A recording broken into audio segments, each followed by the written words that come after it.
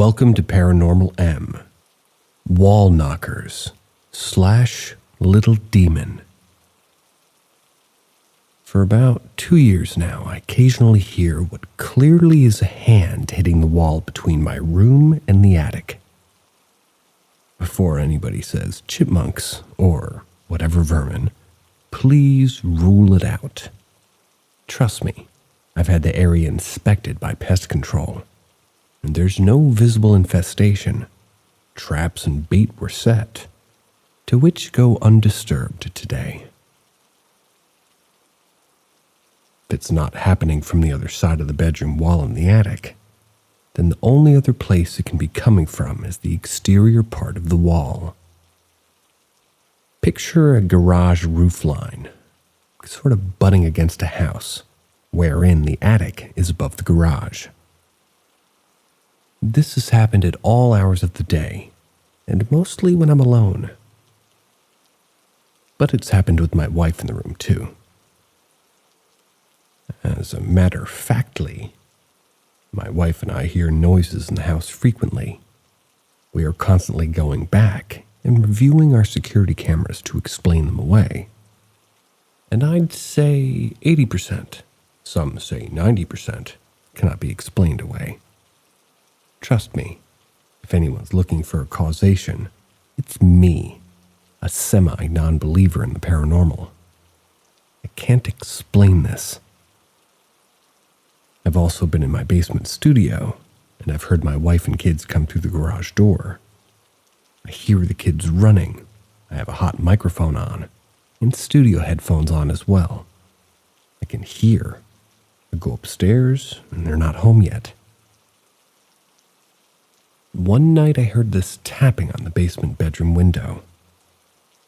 Guys, this is a finger tapping a window. 43 years old, and I know what that sounds like. I also know there's nothing near the window to make such a sound.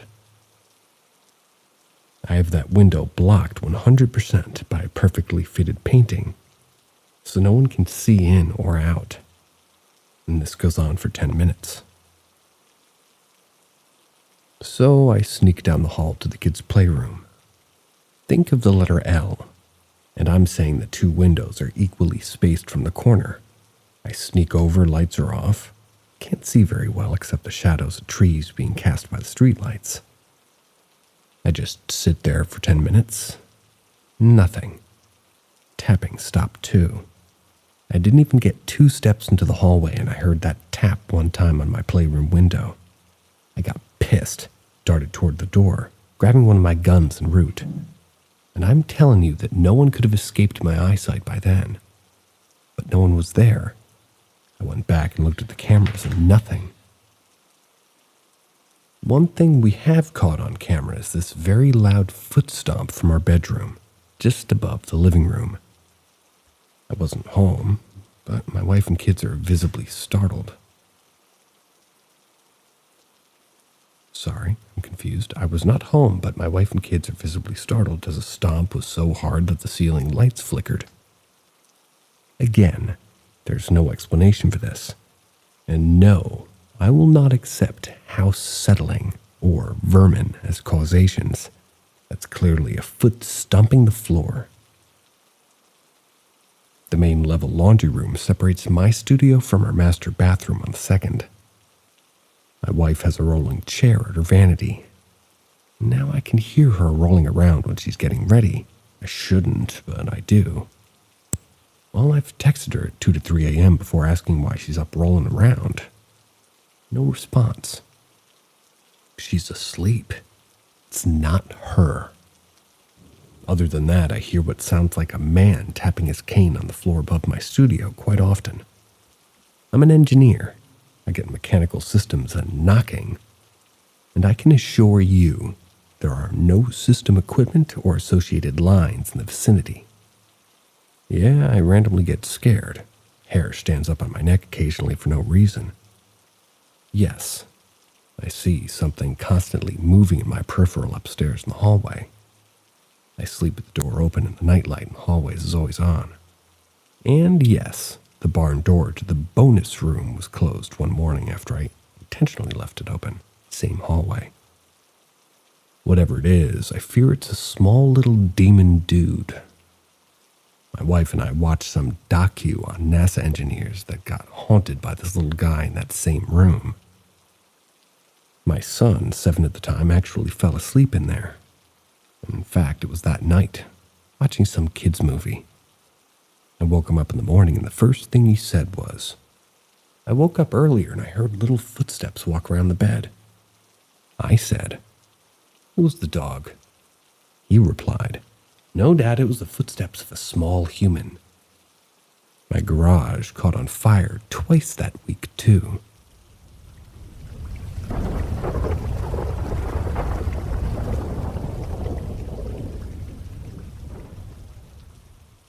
My experience with something paranormal. I was 17 or 18 living with my girlfriend who was 6 months pregnant with my son. We went to bed on a normal evening and nothing strange had happened.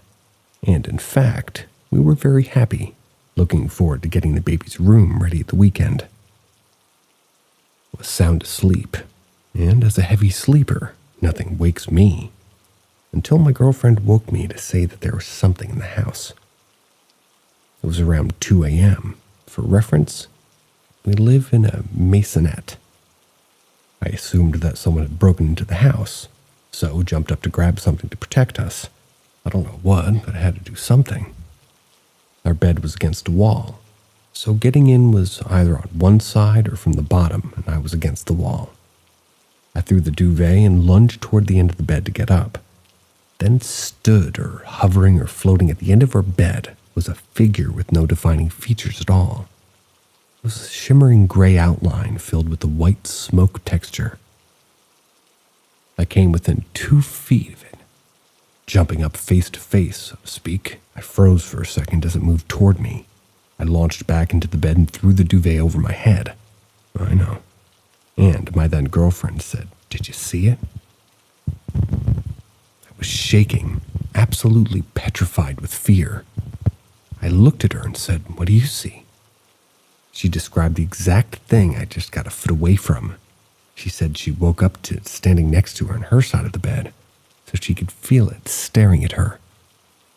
The room was absolutely freezing cold. We could see our breath like in a horror movie. We hid under the duvet for around 20 minutes and kept peeking. And this thing was pacing around the room, slowly moving up to the windows and pressing the glass. It would press so hard we could hear the double glazing creaking under the pressure. After 30 minutes or so, it left the room and we decided to make an exit as fast as we could. We grabbed our clothes and fumbled around as quick as we could and decided that we could make a run for it. Our stairs were U-shaped, so you go down a flight, turn 180 on a small rectangle section, and down the next flight. We got to the top of the stairs, and it was clear, so we went as fast as we could, turned the corner. It was halfway up the lower set of stairs, but we were already running, so we couldn't stop.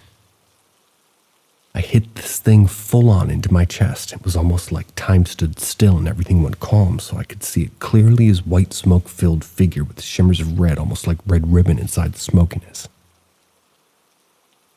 The next thing I knew was my arm being yanked as my girlfriend continued to run me through toward the front door.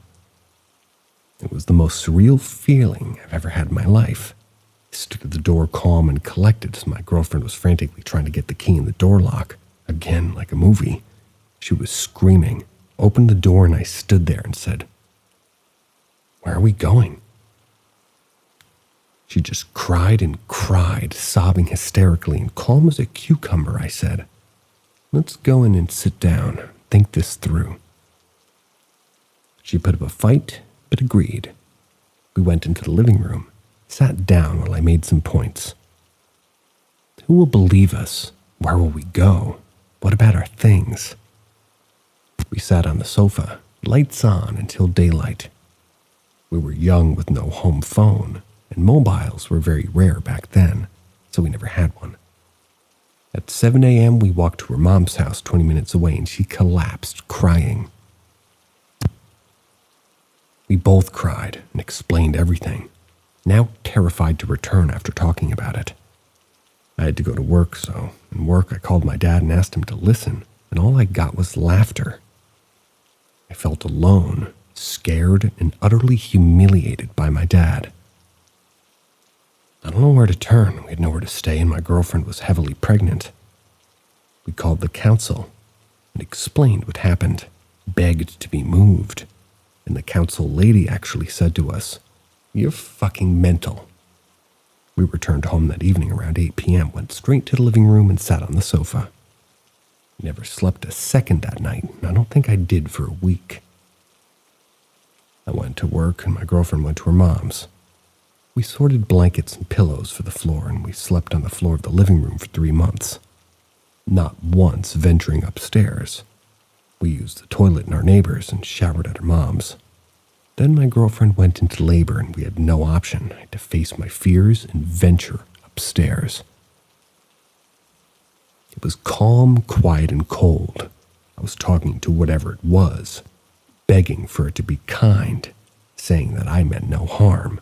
I just wanted the best for my family. I built a cot and changed all the bedding and cleaned like never before. We brought home our new son and only saw this thing one more time about 2 years later and then never again. Now I'm 46 years old typing this recollection with a new family and goosebumps running through my soul. I will never forget that night, and the image haunts me, although I'm no longer scared of anything. Now, believe me or not, I don't care. I haven't added this for you to say I don't or do believe you. Posted this as I've never really spoken about it to anyone else. I saw something not known to us, and after seeing it, my girlfriend described it to me, and she woke me telling that there's someone in the house. Not that there's something in the room or anything other than, leading me to believe it was a break-in. And I want to add that we went to our local church, and if a car came to our home and said, "Don't mess about it and leave it alone. Don't communicate with it, and don't show it fear." I took over a month of begging and pleading in the church for him to come out, and he was scared of what we described, as if we had heard the same thing before, didn't want any part of it. He said it was there because of the baby, good or bad, but ignored it. He said prayers around the house and left after about 5 minutes. To me, this was useless and a waste of time. I've had more experiences since that day, different homes, different ages, and some good and some bad.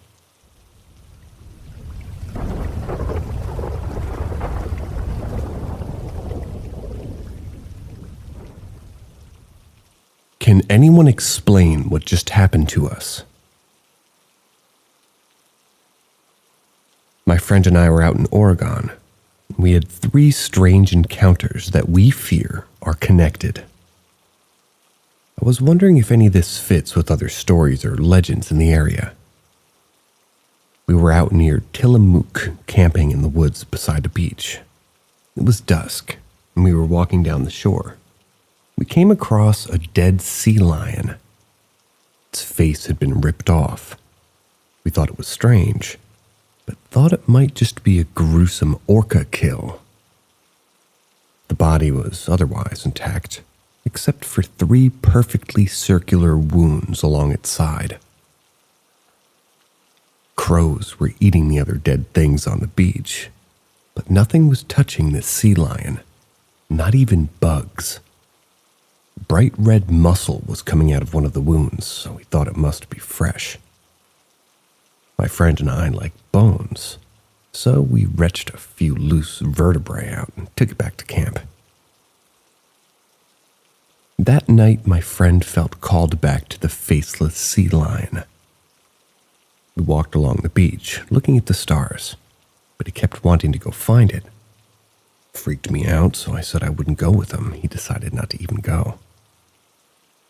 In the middle of the night from our tent, we were awoken by a truly bizarre sound. A snarl, something like a wolverine. Then a distinct squeal. It circled our tent, making one sound and then the other, over and over. We stayed still. My friend felt called to unzip the tent and look at it. He told me later, but stopped himself, wanting to make no sounds. I whispered that I had no concept of what it could be. It sounded like two animals, but moved as one. In the morning, there was no blood or feathers or fur on the ground to show an animal attacking another. We swore it sounded like one animal oscillating back and forth between snarling like a rabid dog and a squealing pig. We threw the vertebrae back in the ocean, wanting to appease whatever we might have unsettled. A little further away the next day, my friend and I snuck into a closed lava tube cave. We went late in the day. It was raining, and we saw no one else in the surrounding woods or in the cave.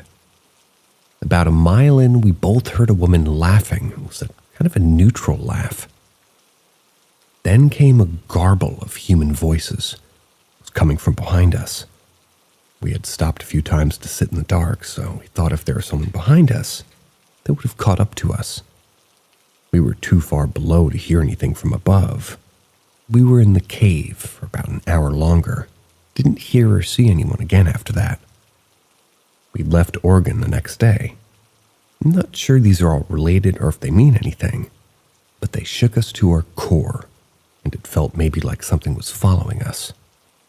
Any ideas would be extremely appreciated. I'm going back in my head now to when I was about 12 and I was obsessed with Animal Planet, and I will tell you that if you saw perfectly circular bite marks, whether it be on a whale or a sea lion, there's something called cookie cutter sharks. They have sort of a circular mouth and they attach and they sort of cut a perfect circle incision into whatever it is it's eating. So there's your answer. Wasn't expecting me to have it, but there you go.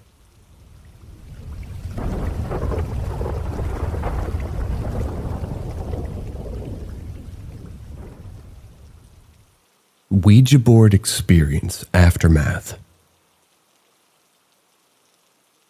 4 years ago, give or take, me and two cousins played the Ouija board for the first time. We tried to play with cameras and audio recording. We asked 2 or 3 questions. No answer. No movement. But when I asked, "Do you not want to play because you're being recorded?" And it moves to yes. Creepy as it was, I suggested that, let's end the game, put all this stuff away, and try again. This is when shit got really weird. I don't want to make this too long, just a summary basically of what happened, and what information we learned from who we were talking to. This person was not dead. Apparently, she's still alive and communicating with us from her dimension. She said that she's from 6th, and she was 12, but in her world, it's much older than we are. The name, I can't remember it. It almost spelled out just random letters. My cousins fucked up by asking religious things, which, from I heard, is a no-no. Answers we were getting were starting to get strange. I decided that we should end the game. Years passed, and I've never played it since. But I recently learned that they played it a couple of times after. Long story short, one of my cousins told me recently he's been seeing a tall shadow who he describes looks like it's wearing a hoodie or a cloak. Not just him, but 2 other people who have never played have seen it.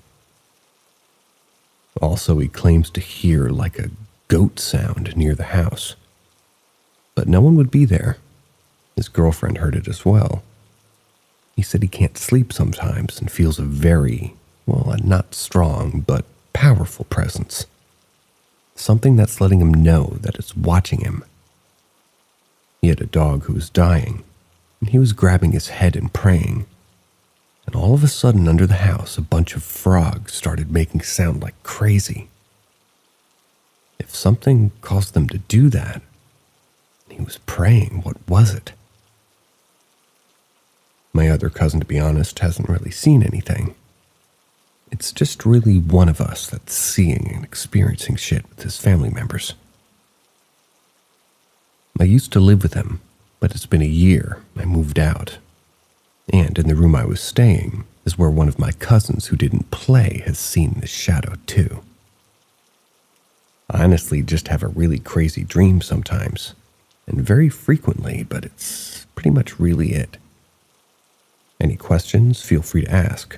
I'll do my best to remember, and I know I couldn't explain and write every single detail. Some of it I don't really remember. Also, something to point out is we are, 100,000%. None of us made this shit up. We had our hands in a position where we can see our veins if someone's, making a force or trying to make it move. We would all know, and watching each other as this was happening, this shit felt like it was being moved by something else. Felt the fucking chills while this was happening. Not to mention, we swore on anything that we didn't do it. Anyways, that's all. Thank you for your time. I also do want to say I don't really believe that a girl or a woman we were talking to, for all we know, was something that was trying to fool us and make time to leave this game open. Oh yeah, and we lived right beside a cemetery where it was played the first time, so that's the cherry on top of all of this.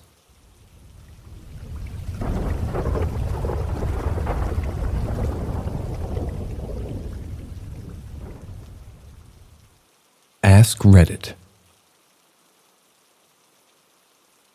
So, I work in a stupidly old pub in the arse end of nowhere. It's in the UK. In summer, we get absolutely rammed, and it wasn't uncommon, as the head chef, for me to still be in the kitchen on my own at 2 or 3 a.m. There were plenty of staff stories about the pub being haunted, but I never paid them too much attention as it all seemed a bit wild. It didn't sound like they'd really be out of place in a low-budget horror film.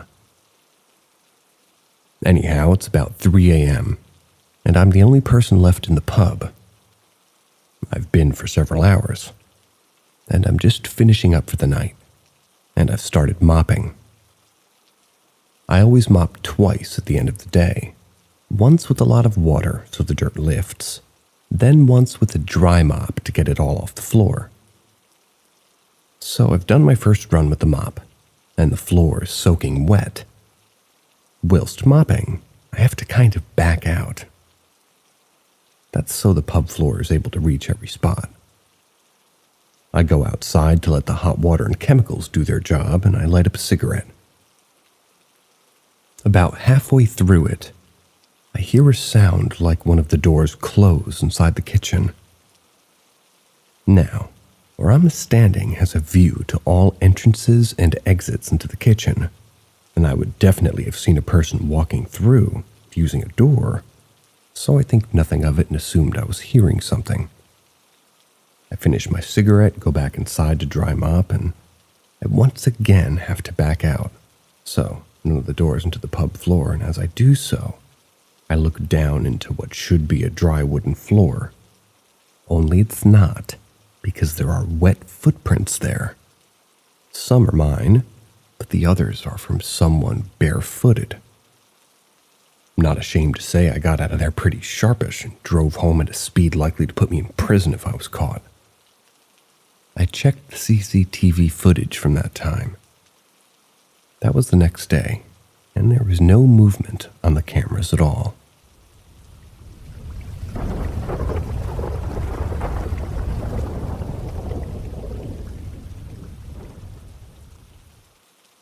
Ask Reddit. To preface this, I'm as inclined now as I was then to not consider the following story a paranormal experience. But it was the only time I ever went through anything remotely spooky. And I'm as clueless now as I was then about the truth of that situation. So I think I don't have a choice but to regard it as paranormal. My sister and I slept in the same bedroom when we visited our childhood home in the summer some years ago.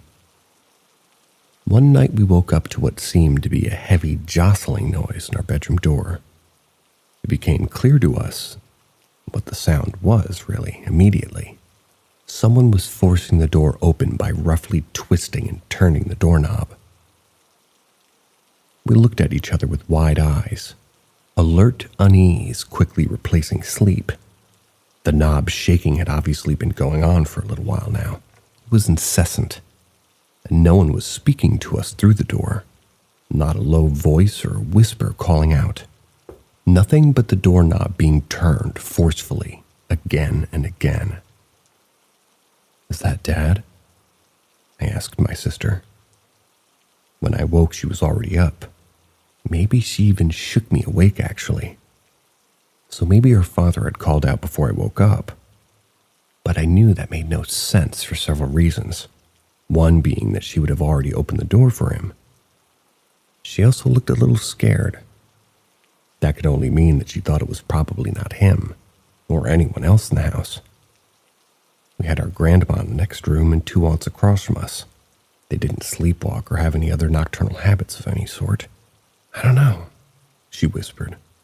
We both knew it was highly unlikely. We were teenagers then, so we were probably more ready to imagine, well, the stuff of horror movies. But even in my half-asleep state, I knew it was a legitimate fear. The person at the door forcing themselves in was not likely to be anyone that we knew at all, including her father. He worked the night shift back then, and always told us ahead of time when he'd get home or if he was likely to come home early. So that night, whether we had come home early or on time, we would have already been long in bed. So there was never a reason for him to come knocking, let alone at 2 a.m, which is when this all went down, if my memory's any good. He had definitely never done it before, and if this was the first time, why would he do it by harassing the doorknob wordlessly? "Dad?" I called out, knowing along with my sister that it could only be an intruder. No answer. Just whoever, or whatever, if you will, that was on the other side of the door, untiringly twisting the knob. I must have called out to the doorknob shaker a few times and became equal parts panicked and annoyed, because eventually I opened the door and even peered into the pitch-black hallway. My sister freaked out a little at this. You can probably guess what I saw. Yep, nothing. No one was there. It's true I could see literally nothing in the dark, but the doorknob was still being manhandled up until I opened the door. So they couldn't have gone anywhere in that instant without me detecting them, right?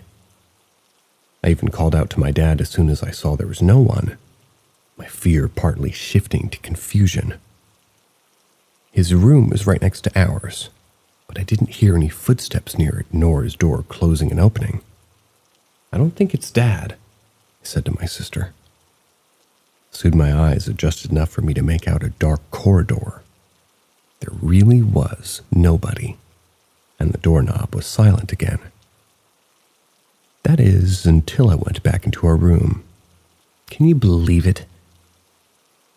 Since we all agree by now that it wasn't a person or anyone I could account for.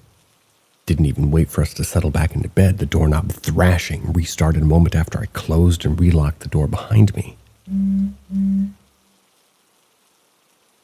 By the way, another reason it could have been our dad, since he started to go to the office at night, he especially instructed us to keep our door locked after we got into bed.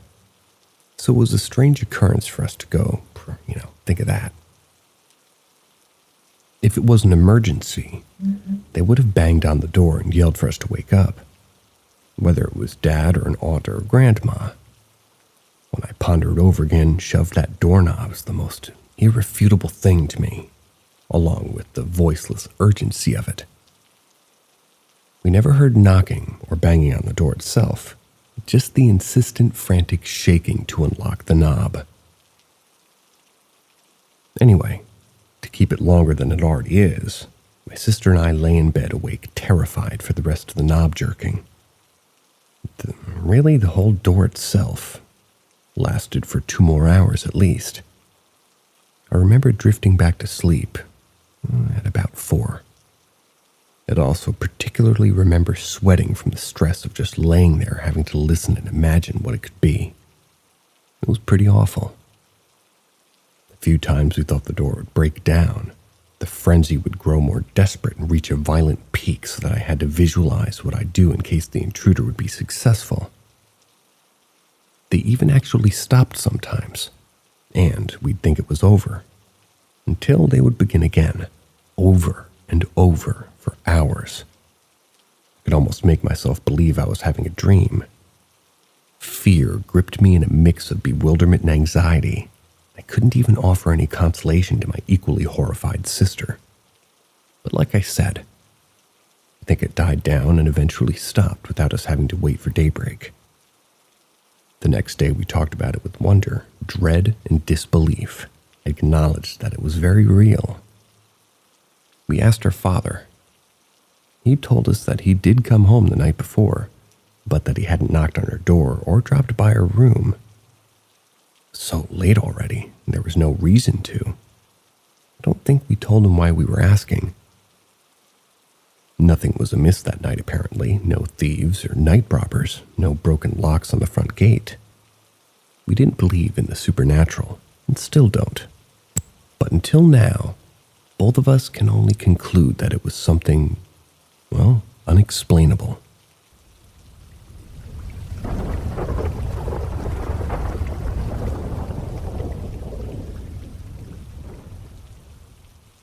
Ask Reddit. My first memory is a dream of being in a house and my mom teaching me how to read, cook, and all the basics of life. I woke up talking and was very excited, around 2.5 years old. Apparently, I was kind of a mute before that. No one in my family could believe it. In the dream, I kept asking myself questions like, how do I know how to speak English? How do I know it's called English? How do I know this is my mom? How do I know the word for mom? Etc. We moved to that house 2 years later, and I tugged on my mom's dress, told her it was the house from the dream that I was talking about. I'm in my 30s, and she still remembers me doing that and talking about that dream before we moved there, including the entire layout of the house that I described for my dream, and it was 100% accurate. I had premonitions and horrible night terrors in that house the entire time we lived there. I could barely go up and down the stairs at that age by myself. I wasn't tall enough to turn the light switch on or off. My mom would come downstairs with me to sleep crying in the pantry still with all the lights on.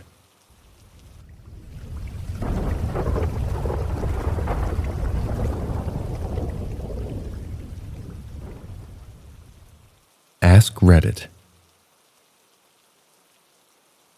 I was camping in the 80s on Bluff Mountain between the Blue Ridge Parkway and the Punch Bowl Shelter.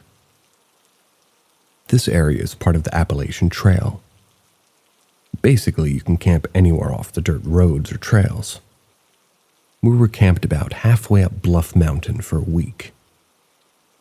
Second to last day, we decided to do the day hike up to the top of Bluff Mountain, taking our time to explore on the way up. When we got to the top, we saw the old fire tower foundations. Did some exploring and found the Oddie Klein Powell Memorial. You can Google his name to read about him. Remember, this is in the late 80s, no internet. So it was basically us stumbling around and finding this powerful memorial where a child had died 100 years before. It was profound. We stayed for a bit and reflected on the story and talked about it, then hiked back down the mountain to our camp. That night at our camp, we slept outside our tents, because the weather was beautiful and it was also last night. The three of us slept in our sleeping bags lined up next to the fire, a few feet in between each of us. So we dozed off to sleep. Every night, like clockwork, at around 3 a.m., we could hear a train whistle way off in the distance. It was kind of cool, because if you happen to be awake, those of you who have roughed it understand that sleeping in tents or sleeping bags isn't the most restful of sleep. You knew that the sun would be up in a few hours, and you had a sense for what time it was. stirring in my sleeping bag right after I heard the train whistle when I heard something coming. When you camp in places like this, you can hear the slightest sounds at night because there's nothing but animal movement or bugs. I reached over and smacked my buddy on the leg to alert him something was coming. Keep in mind, it's pitch black in the forest in the middle of the night. Our fire was nothing but a few small embers, so the light it provided was minimal. I wake my buddy up as the noise is really loud and heading right at us. The noise stops, and standing directly in front of us, in our camp in the middle of the night, were two men with shotguns and a lantern. They were dressed in overalls and wearing boots and hats. Shotguns were lowered, but still, they had shotguns on us in the middle of nowhere in the middle of the night. I had the only weapon that we brought with us, so my sleeping bag was a CO2-powered pellet gun, which would have had little effect on two guys with shotguns. We brought it to keep animals away. All three of us were shitting bricks, scared out of our minds at this point, and it was like a standoff. Who's going to flinch first? They shined their lantern at us. We stared at them, waiting for those guns to be raised, which was silently understood by us. That happens, all hell's gonna break loose. Probably not gonna end well for us. Without a word spoken by us or them, they turned around and walked off. None of us spoke to each other until the noise of their movement was far away. We immediately got up off the ground, had a brief what the fuck just happened conversation, and made the decision right there in the middle of the night to pack up and hike down to our car. We were off that mountain before sunrise. Years later, I began researching the story behind the memorial and the child that had died on that mountain. Spoke with a few local historians. They had me speak to a professor down that way that was writing a book about the events of Oddie Klein Powell and his family's history in the area. It was he that told me he thinks that we had a direct encounter with the ghosts of that mountain. An idea that had never crossed my mind. I assumed that they were moonshiners or poachers who checked us out, saw we were young men and no threat, so they moved on. This professor believes we had a ghost encounter because in his research he had many similar stories from others in the area over the years. Apparently, as the story goes, search parties worked those mountains day and night looking for this kid who was missing back in 1887 or 88. The professor believes that we had one of these encounters with the ghosts of the mountain still looking for the boy.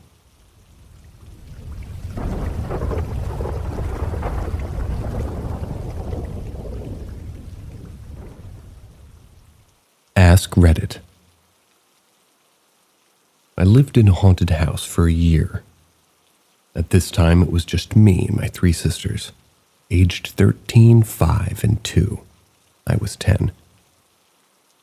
My older sister and I were home from school with a stomach bug. My mom had to go get my 5-year-old sister from school and asked us to watch her youngest.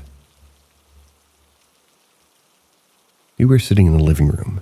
She was eating some snacks and had a sippy cup of water. The top of the cup must have not been screwed on tight enough because when she knocked it over, water spilled everywhere. My older sister went to the kitchen to get some napkins to clean it up. When she came back, she handed me some of the napkins and we both started cleaning. We were on our hands and knees wiping up the water when we started to hear banging coming from the second floor.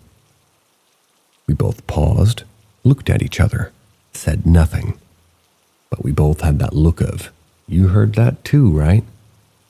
We stayed silent and kept cleaning. Then again, another bang. At this point, we stand up and are still silent, just staring at the ceiling. Then came the giggles. We heard little kids upstairs laughing. Then the laughing turned to singing. Sounded like a children's choir singing. My sister scooped up the baby and we ran outside. It was a clear day out that day, but I remember once we got inside, it started to rain. We had no choice but to go back inside. We stayed on the front porch until my mom got home. We saw things in that house that I still have nightmares about 20 years later. But for some reason, that giggling and singing bothers me the most.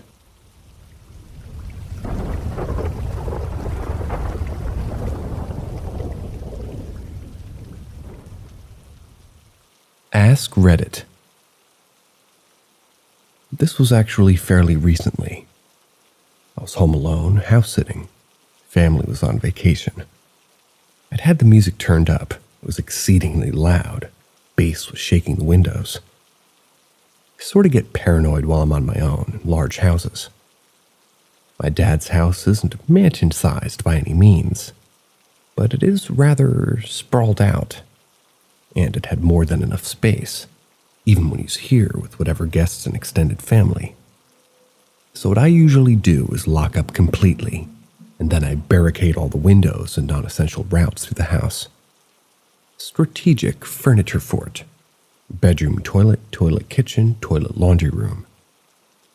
This is in the event that I need to leave the house. I go out my second-story window. Anyway, so the bass is thumping away, and I've come off some long gaming streak. I'm sort of zombie-moded and sleep-deprived. I start to hear this offbeat thumping downstairs. Irregular, heavy footsteps moving rapidly. What the shit? I slowly lower the volume so as to not give away that whoever's on the second floor totally just got spooked by whoever's on the first floor. Yep, it's not really noticeable now. It's also like 1 a.m. and it's dark out. I'm totally getting scared now. And then suddenly, the noise stops. Oh man, what do?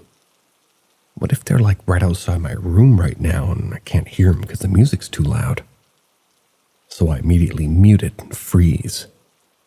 Dead silence for about 5 minutes.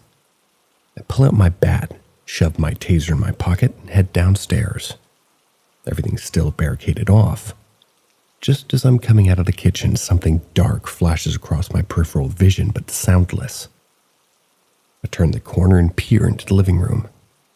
It's mostly dark. It's 1 a.m. The only light is coming from the hall light behind me and the fluorescent array in the kitchen.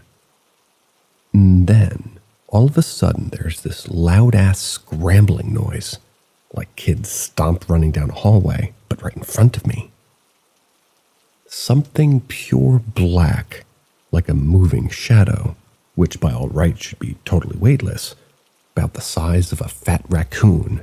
It shot underneath the couch, behind one of the armchairs. It's this fat, wooden leather armchair right in the darkest corner. Can't see anything back there. Even in daylight, there's usually poor visibility. And then the curtains rustled. Perhaps they meant curtains. The radiators under them creaked, like under stress of some phantom weight. And there was this distinct curtain sound, like they were being yanked on by something behind them. The front curtains are on these metal rail things. At this point, I'm completely scared shitless. I shift my bout in front of me and flip on the living room lights. As soon as I do, something fucking shoots out from behind the curtains before it can react, runs up the wall and goes through the opening screen outside. 1. The screen window was shut tight. There's a removable screen in the front window which cranks open. It has a solid lock and, clutch system. You physically need to remove the screen entirely in order to open the window. The window and screen were both shut tightly. No signs of any disturbance on the ground. No animal or human footprints, residues, or tears in the curtains, scratches on the walls or furniture left behind. And 3, very audible noise.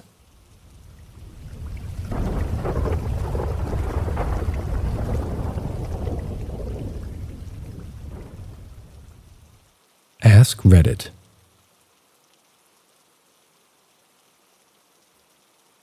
I was working as an LDS missionary in Idaho. My companion and I were late to our last appointment of the night. We were hauling ass on our bikes to get there as soon as possible. We had to slow down for a moment to wait for a bit of traffic. And while we were briefly waiting, this guy on the sidewalk, it looked like he was out on a jog, and he makes a comment about the nice weather outside. I noticed he was wearing all Nike apparel, which seemed funny because most people in that area didn't really wear higher-end name-brand athletic gear. But this guy was decked out in Nike stuff. I smiled, agreed, and said have a nice night.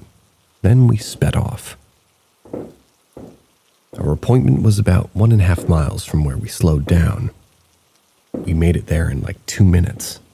We pull up to the house, lean our bikes against the front steps, and right as we're about to knock, a guy behind us asks what we're doing. We turn around, and it's the jogger from a couple minutes ago. I was certain because of all the Nike gear. We explain that we're there to teach some people about Jesus. He makes some joke about being the devil. It was weird. Can't remember exactly what the joke was, but it was weird. Then he asked where we lived. We just said that we lived north side of town. He asks if we lived here, meaning the place that we just showed up at. No. We just said we live on the north side. This is the far south side of town. We tell him to have a good night, and he leaves. We didn't notice anything strange until, after we got home. My companion pointed out that we were riding our bikes as fast as possible and got to our apartment within 2 minutes of seeing that runner dude. He managed to get to the same spot on foot, just as fast. How? That would make him faster than anyone on Earth? We weren't followed by a car, and he didn't get out of one. No shortcuts to this place because it was a straight shot down the main road of town. Then I realized that when he showed up at our apartment house, he was in a totally normal state, like not out of breath. If he had just somehow managed to run 1.5 miles in 2 minutes, he'd be sucking wind. But nope, totally fine. The last strange thing was that the ground was covered in dry, crunchy leaves due to it being fall. Wherever you walked, you crunched. My companion pointed out that we didn't hear him approach. We didn't hear him leave as we turned our backs to knock on the door. We didn't know what to make of it. It all felt sketchy as hell, though.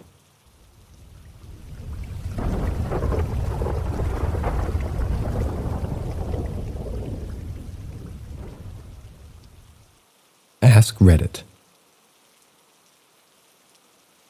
Growing up, I lived in 2 houses. I'll call the first house, the one which I lived in for all of elementary school and some of middle school, House A. I'll call the second house, where my family lived in the rest of my middle school years, all of my high school years, and all of my college years, House B. Interestingly, House B was less than a mile away from House A. It's on a dirt road in the middle of nowhere, but in retrospect, I loved living there. It was quiet, it was secluded, and there were 40 acres of woods and swamp to explore. My understanding is that House B was my dad's dream house growing up. I always attributed our decision to move there to my dad's love of the place. When the woman who owned House B died, her family wanted to make sure the house went to somebody local who would appreciate it.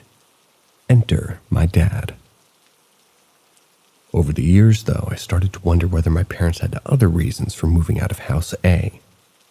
I'm not going to lie, the place was a little bit creepy. I'm not going to say it's haunted because I've never seen anything in real life that's made me believe in hauntings. Also, nobody ever died in House A, to our knowledge. But I'm certainly not going to say that House A wasn't haunted. There were a handful of weird things that happened to other members of my family in House A. Before I was born, my mom and dad, sleeping in the bedroom that eventually became mine, woke up one morning and happened to look into the closet. As they watched, a dollar bill drifted down from the ceiling and floated gently to the floor. Once while I was at school, my mom was hanging laundry on a clothesline in the yard while watching my sister. She got the strangest feeling that somebody was looking at her. So, she looked up at the window of the second floor of the house, which overlooked the yard. And although she didn't see anything, she could swear that something was looking at her from that specific window. As an aside from the rest of the story, my little sister was always creepy in her younger years. She once pointed at the corner of the living room and asked, "Who is that old lady?" There was no old lady, at least none that we could see. When I was in elementary school, my family was sitting around eating dinner. My sister, out of nowhere, said, "Vic Pez will die at the age of 10. With Mom. My dad and I paid no attention to this, but this really stuck with my mom. She spent the entirety of my 10th year freaking out that something was going to happen that would kill us both. In particular, she worried whenever she drove me to and from school activities. She was such a bad driver that she was going to get us both killed. There was actually one time when we were driving during a bad winter storm that she was convinced that we were going to bite it. But obviously we didn't, because I'm here to tell the story today. In the end, our little creepy prophetess of doom turned out to be incorrect. Most of the weird things happened to me, though, and I'll start with the dreams. I had one dream where my cousins came to visit. They left at the end of the day as the sun was setting. As we stood in the yard waving goodbye, I started floating upwards uncontrollably. Then the dream ended. I had a similar dream in which my parent and their friends were sitting around the kitchen, having some beers and catching up. I went into my bedroom where I saw a villain from a kid's TV show floating in the corner of my room up toward the ceiling. I started floating up toward her. Now, I'm not saying it was aliens, I'm just saying it was weird.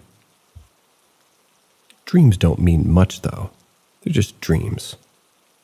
Nothing concrete there, and nothing outside of experience of one boring little kid. There was one time, though, when I woke up, not in my room. I was standing in front of the door of my house, with only the screen door separating me from the front porch. Don't know how I got there. It was weird. Went back to bed and thought nothing of it. A year or so later, my dad was remodeling the hallway that connected my bedroom, my sister's bedroom, the living room, and the stairs up to the second floor of the house. He left his equipment in the hallway for the night. That night, I walked out of my bedroom while my mom was watching TV in the living room. "What are you doing, Vic Pez?" I didn't answer. She asked again, and when I was silent, she figured I was sleepwalking. Then I fell down, right next to my dad's. He saw it, and luckily I got back up and fell again. At this point, my mom hurried over and guided me back to bed. I have to say that upstairs of that house has always weirded me out. I was up there a lot. It's where we kept my Sega Genesis and my PlayStation, and in the last year or so of living there, a computer. But something about that floor gave me the creeps. You know that tingling feeling on the back of your neck when you get like someone's watching you? If I was ever up there after dark, I got that feeling. Weirder, though, was the feeling I got, like regardless of what time of day it was when I was going down the stairs. There was this brief chill and a certainty that there was something behind me that wanted to push me. Took those stairs at a dead run whenever I got that feeling. By that time, though, I was old enough to know just how childish all this sounded, and kept it all firmly to myself. At the beginning of 7th grade, my family moved into House B, and the creepiness stopped. At least, it stopped for me. Years passed, and I came home from college one summer. This was the year before my parents got divorced. When my family was still living in House B, by the way. My mom, my grandma, my sister, and myself were standing around the kitchen trading stories. Eventually, the topic of conversation turned spooky, and eventually the topic of conversation turned to House A. This is how I eventually learned the stories I related above, at least the ones that didn't happen to me. Since we were all being creepy, I decided to tell my mother just how creepy the upstairs used to make me feel. She seemed surprised, but agreed that it was not a pleasant place. "Sometimes," she said, When I was going down the stairs, I interrupted her before she could finish. You felt like someone was going to push you. Neither of us had ever shared that story before.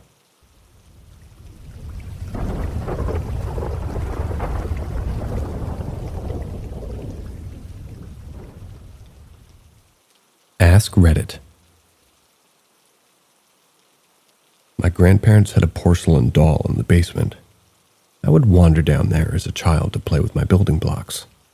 I noticed it, but paid no mind. It was just a doll, right? Nope. One time the eyes rolled back and I shat myself in fear, ran back up, didn't tell anyone because who'd believe me? Years went by. The doll never was moved from the chair. It just sat and sat. Until the day my grandfather sold the house. I was about 13. My parents and I helped with cleaning out the house. I went downstairs to double check that everything had been moved out, and the chair was there covered in dust and cobwebs, but no doll. I asked if anybody had moved it, and they replied that they hadn't. I went to the adjoining room. I was sitting on the workbench, the damn doll. Except this time it wasn't normal. It was facing the back wall, and as I moved toward it, the fucking head twitched, like a person had turned it. I went around, picked it up, ready to hurl it against the wall. Mind you, I was 13. I was scared shitless. Anyway, I picked it up, and it felt warm, like it was an actual body. I dropped it, ran, told my mother that there was a haunted doll downstairs, and what'd she do? She'd throw it away? Nope. It's sitting on her goddamn living room. I'm 24 and I refuse to set foot in that room to this day.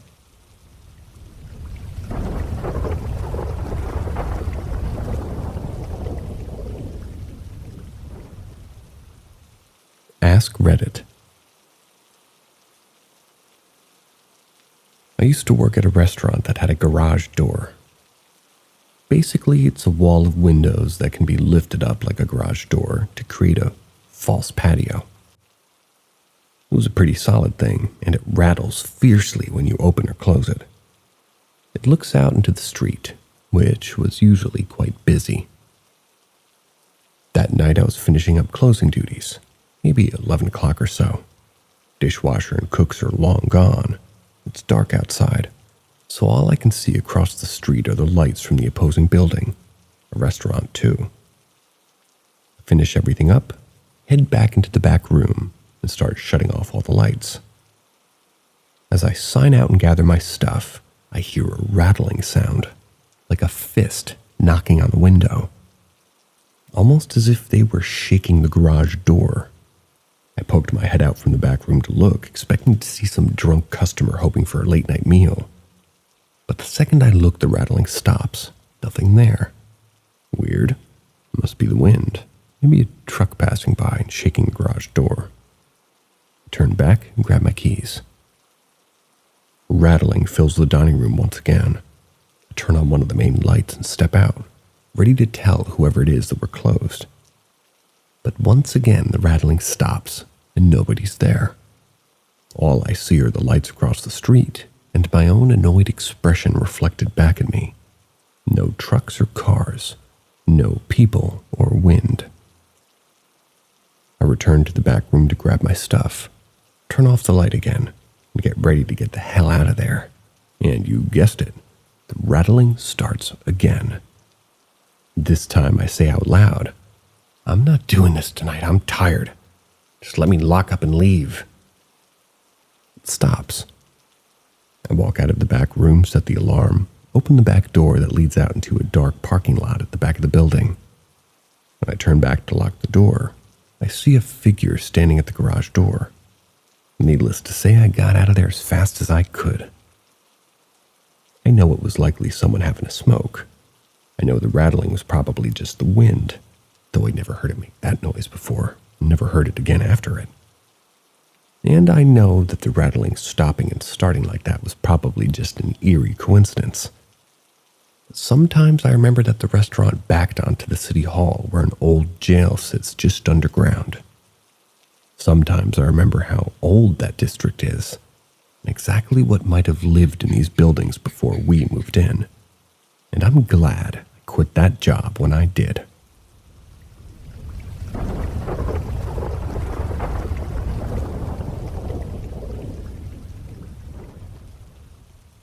Ask Reddit. 1991 New Zealand. At 15 years old, I just got off a 2-week grounding. My mom reluctantly let me go out to school night to watch a movie at a friend's house. The movie was due to finish at 9 p.m., and I was expected home for 9:30 p.m. The walk home is through suburbia, and usually would take no more than 10 minutes. My mom made it quite clear that if I wasn't back by 9:30, I'd be grounded for another week. We watched the movie. I immediately got up, said goodbye to my friend's parents, and left, noting that it was just after 9 p.m. I got about halfway home and a large German Shepherd-style dog appeared in front of me, snarling, drooling, and blocking my path. I went across the road, and there was just in front of me again, stationary but still growling. I zigzagged up and down the road, and it would appear and then disappear from sight. I then decided to sprint home. It followed me for a while, not running or barking, just walking and growling. I was a fat kid, so I was completely out of breath when I got in front of the door. I knocked, and I could hear the TV on, and my mother let me in with a real mean look on her eye, chastising me for being late. And that was another week's grounding, and how her and my dad had been going mad with worry. I exclaimed, "Late? Can't be more than 9:20 p.m. I left my friend's house and gone at 9 p.m. Bring her parents, they'll tell you." My mother scoffed and said she'd rang my friend's parents and they confirmed I'd left at about 9. So what in God's name had I been doing for the last 2 hours? It was 11 p.m. I told my mom the story of the dog, and she must have been able to see in my eyes that it wasn't bullshit. We checked every clock in the house. My mom even rang the speaking clock. It was 11 p.m. We rang my friend's parents to tell them I was okay. Her parents even told my mom that I was anxious to leave at 9 p.m. as I didn't want to be grounded again. 30 years later, I still can't explain what happened that night. I'd been followed by a hound from hell, and in the process lost 2 hours of my life.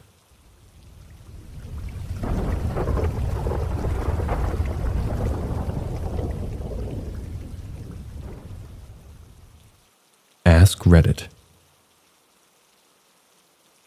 There's something that I've never been able to rationalize. For months after my dad died, we were getting landline calls where no one would answer on the other end. This was in 2002. So, while robocallers were a thing, it definitely wasn't as prevalent as it is today. But we did assume they were probably wrong numbers or something. We didn't have any phones that displayed caller ID at the time. Well, one time after getting yet another call with only silence on the other end, I jokingly said, "Dad, if that's you, call my cell phone." I want to preface this by saying I rarely ever got calls on my cell phone, and never spam calls in those days. I was 18 with an unlisted number that only my family and a few friends had. Just a few minutes later, my phone rang with a number I'd never seen before, with what I'd just said fresh in my mind. Kind of freaked out and didn't answer. I was on my way out to go somewhere with my mom, so when we got in the car, I told her what happened. We made the decision to call the number back. It never rang, but there was activity on the other end, muffled static and the sound of numbers being dialed slowly. It was the weirdest thing. Both my mom and I said hello, but no one ever answered. Has anyone ever had something like that happen to them when dialing a number? Never had it happen before or since.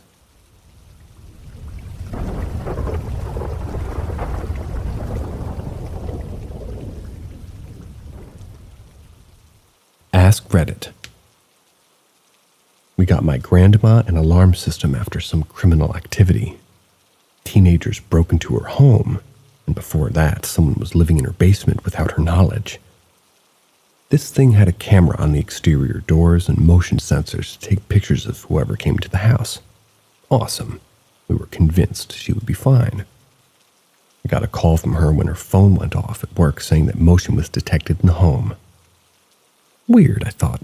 She lives alone. She assumes somebody broke into her house. I'm concerned because the alarm system itself didn't go off, so this person must have been in the house when she set the alarm.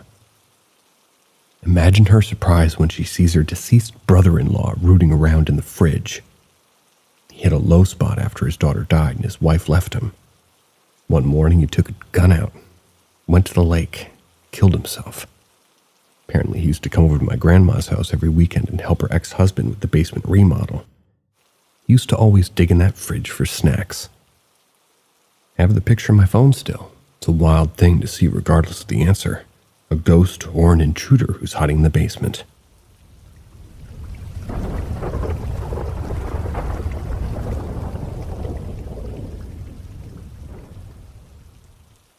Ask Reddit. I'm a psychiatrist, and during my training years, I worked for 6 months at a ward treating patients with depressive and anxiety disorders. It was an old building who had been housing psychiatric patients since the mid-1920s. On our floor, we have 13 beds and a nursing station, a living room, and a few conference rooms. One day a few weeks in, I'm interviewing a patient who, when asked about sleeping patterns, tells me that she's been hearing a baby crying at night. This would wake her up. There are no babies in that hospital as the place is situated far away from housing areas, and there are restricted visiting hours. Afterwards, the nurse pulls me aside and tells me that the baby crying there is not a psychotic symptom. She's very serious about this, but apparently won't elaborate. Kind of shrug it off as, either way, it doesn't change the diagnostic or the treatment, and I forget about the experience. Around 3 months in, I stay and sit in the nurse's station, and 3 nurses behind me are talking. One of them says, "She's very active today," and the other says, "Really? Oh, I hadn't noticed." I turn around and ask them who they're talking about. They look at each other, and then one of them hesitantly says, "Well, there's a baby here, and she cries sometimes." I, of course, say no, but they just kind of shrug and smiled. Not 30 seconds later, I hear it. It sounded far away, but not too far. A cry, clearly a baby's cry. It sounded like it was separated by maybe 2 or 3 walls. I'm perplexed and look at the nurses. They look at me like, "Told you so." I, of course, ask about this, but they can't say anything else but this faint baby cry is there. It's been there always. Since then, I heard it maybe 2 to 3 times a week. I told a new doctor about it, who laughed. However, a few weeks in her stay, she came to me, white as a sheet, and told me that she heard it in their coffee break. All the nurses just kind of knew about it. And being in psychiatry, hearing that kind of stuff is not really something you brag about. I was transferred and haven't heard it since. Think about it sometimes, but I don't really know what to make of it.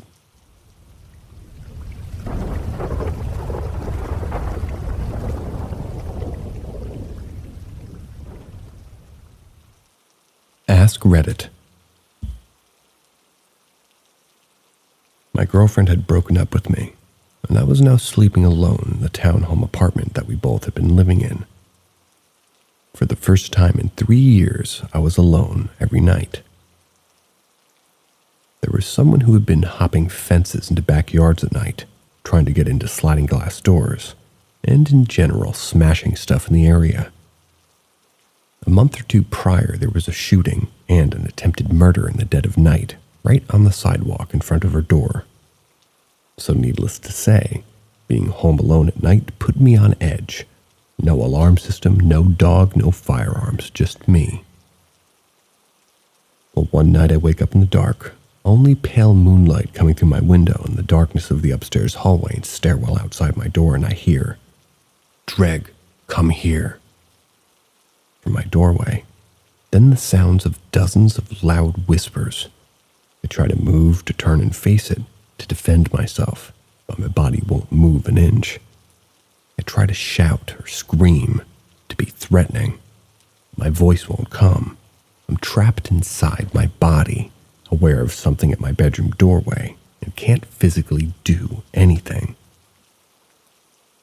I try to struggle and scream in silence some more, till finally the paralysis just breaks, and I can slowly move and begin to murmur and moan, still having difficulty making sounds. But I finally can face my doorway and find no one and nothing there. Turns out this was my worst bout of sleep paralysis to date. I'm fine. I'm safe. But I close and lock my bedroom door, then sleep with all the lights on. Rest of the night.